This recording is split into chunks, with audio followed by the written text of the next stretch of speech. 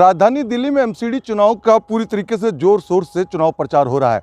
जी हां, 4 दिसंबर को राजधानी दिल्ली में नगर निगम के चुनाव हैं। उसको लेकर जितने भी प्रत्याशी हैं वो हर जगह पर देखने को मिल रहे हैं। इस वक्त हम आपको एक जिम और एक पार्क इसलिए दिखा रहे हैं क्योंकि पार्क से शुरुआत होती है। जिस तरीके से लोग जो है सुबह की जो दिनचर्या होती है, अधिकतर लोग जो है एक्सरसाइज करते हुए नजर आते हैं और इस वजह से जो प्रत्याशी हैं वो भी इनके बीच पहुंच रहे हैं, क्योंकि हर किसी का टाइम जो है, वक्त जो है वो अनमोल होता है। और वक्त की बात हम इसलिए कर रहे हैं क्योंकि एनसीपी से जो प्रत्याशी हैं उनका चुनाव चिन्ह घड़ी है। जी हाँ, एनसीपी के प्रत्याशी मनोज महलावत वसंत कुंज वार्ड 156 से चुनाव लड़ रहे हैं और हर किसी का वक्त जो है बेहद कीमती होता है और वक्त बदलने के ही इरादे से जो है इस बार वो फिर से चुनाव के प्रचार में आ गए और चुनाव की जंग में कूद चुके हैं। इससे पहले भी मनोज महलावत जो हैं वसंत कुंज वार्ड में निगम पार्षद थे।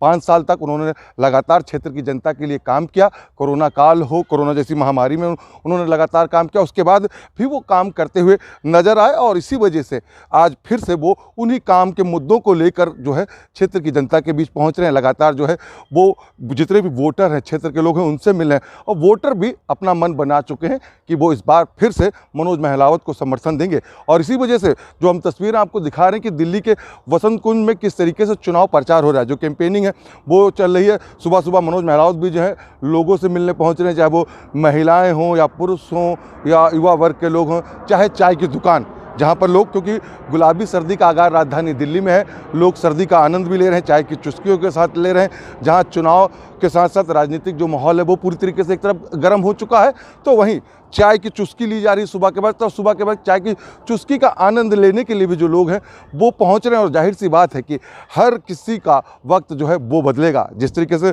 जो निगम पार्षद के प्रत्याशी हैं मनोज महलावत, उन्होंने कहा कि वक्त बदलना है और वक्त बदलेगा, देखना होगा, क्योंकि 7 दिसंबर को पूरी तरीके से जो समीकरण है वो पूरा बदल जाएगा। जहाँ एक तरफ आम आदमी पार्टी पूरी तरीके से जोर शोर से चुनाव प्रचार में जुटी हुई है, तो वहीं भारतीय जनता पार्टी हो या निर्दलीय उम्मीदवार या एनसीपी, हर कोई अपना अपना प्रचार कर रहा है। हालांकि अब जो नतीजे आएंगे 7 दिसंबर को आएंगे, किसके खेमे में आएंगे, लेकिन मनोज महलावत की कैंपेनिंग हम आपको दिखाते हैं कि किस तरीके से लोग जो है उनको समर्थन कर रहे हैं और किस तरीके से लोग उनके बारे में बता रहे हैं कि किस तरीके से उन्होंने 5 सालों में अपनी क्षेत्र की जनता के लिए क्या कहा, क्या है। आइए अब उन्हीं की जुबानी सुनाते हैं कि क्षेत्र की जनता क्या कहती है। लेकिन आपको एक बार फिर से बता दें कि 4 दिसंबर को अपना मतदान जरूर करें, किसी भी पार्टी को अपना वोट दें, लेकिन अपना प्रत्याशी जरूर चुनें और अपने मत का प्रयोग करें। और 7 दिसंबर को सबसे पहले जो नतीजे हैं वो आर सोनी न्यूज़ पे देखें। आइए दिखाते हैं कैमरामैन राहुल के साथ नीरज अवस्थी की ये रिपोर्ट आपको। मनोज जी को तो हम अच्छी तरह जानते हैं, इन्होंने काम भी काफ़ी किए हैं और हम लोग इनके पास ही जाना चाहेंगे। पार्टी से कोई मतलब नहीं है, सिर्फ मनोज जी से मतलब है? हाँ जी। वजह क्या है सर? एक तो ये क्षेत्रीय हैं और दूसरा काम के जरिए ही इनको पहचाना जा सकता है, इसीलिए हम लोग याद रखते हैं। जो जी, क्या जानते हैं आप उनको? हाँ, पार्षद जी डेली वॉक करने तो आते ही हैं, आज से नहीं परमानेंट ही आते हैं। आज कोई नए नहीं आई इस पार्क में। ये अपने काम को ही बहुत इन्होंने अच्छी तरीके से किया। हमारे मसूदपुर गांव में भी बहुत काम कराया है, जैसे गलियां नई बनवाई है और भी जैसे कोरोना काल में जब लोगों को राशन में हम इनके साथी थे, जिन्होंने लोगों को सपोर्ट किया है। रजोकर में भी बहुत सपोर्ट किया है, मसूदपुर गांव में भी, डेयरी में भी, हर एक जगह सपोर्ट बहुत किया है। अच्छा, मसूदपुर से आप हैं, मसूदपुर में एक पार्क हुआ करती थी जिसमें कूड़ा भरा होता था, अभी क्या हालत है उसकी और किसके बदौलत है? जी, वो मसूदपुर डेयरी में है जिसमें वो था और वो भाई साहब ने अपने ऊपर लेवल से उसको बहुत बढ़िया बनवा दिया है, भगत सिंह पार्क। पहले किस तरह की स्थिति थी? बहुत बुरी स्थिति थी, बहुत मच्छर थे। आज डेयरी की बहुत बड़ी वैल्यू है। वो सिर्फ उस पार्क की वजह से डेयरी बहुत अच्छी लगती है। पहले बहुत बुरा हाल था डेयरी का। आज डेयरी में आप जाओगे तो वो डेयरी नहीं रही, एक स्टैंडर्ड का एरिया नज़र आता है। अच्छा, जो पार्क की बुरी हालत थी वो कितने साल से थी? आप वहाँ के रहने वाले? देखो जी, मैं तो बचपन से ही यही के मसूदपुर गांव के रहने वाले हैं और मसूदपुर डेयरी में वो स्टार्टिंग से ही वैसी थी, क्योंकि वहाँ पर जो हमारी डेयरी फार्म था तो सबका भैंस गोबर का वही रहता था, जिस वजह से खाली जगह थी वो।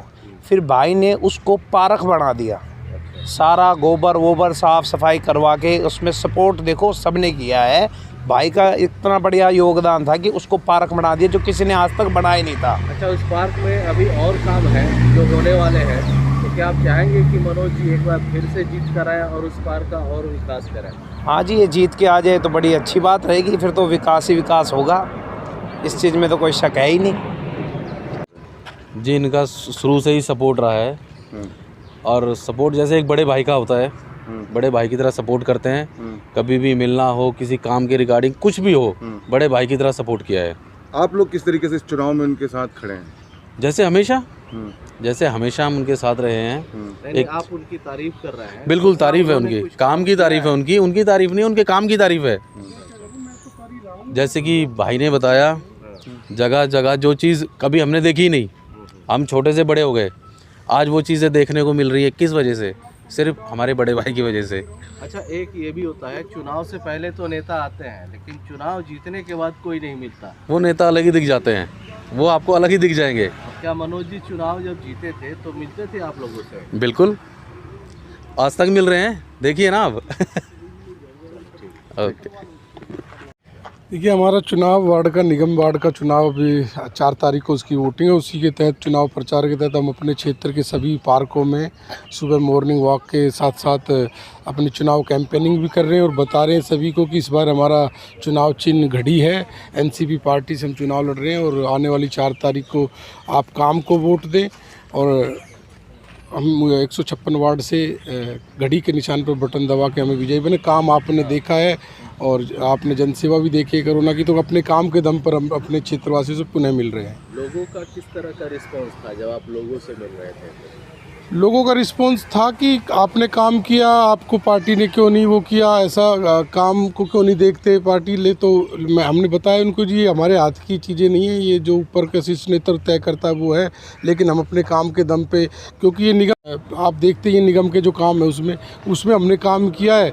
आजकल किसी को सबूत दिखाने की ज़रूरत नहीं होती, एक क्लिक दबाना है कि हमने क्या काम किया, 5 साल का डाटा हमारा आपके सामने होगा। तो उस रिपोर्ट कार्ड के तहत हम अपने क्षेत्रवासियों से पुनः वोट की अपील करने आए हैं। तो बहुत सी पार्टियां हैं, वो सिर्फ नाम को लेकर प्रचार कर रही है और अपने काम को लेकर प्रचार कर रहे हैं। बिल्कुल, किस तरीके की टक्कर रहेगी?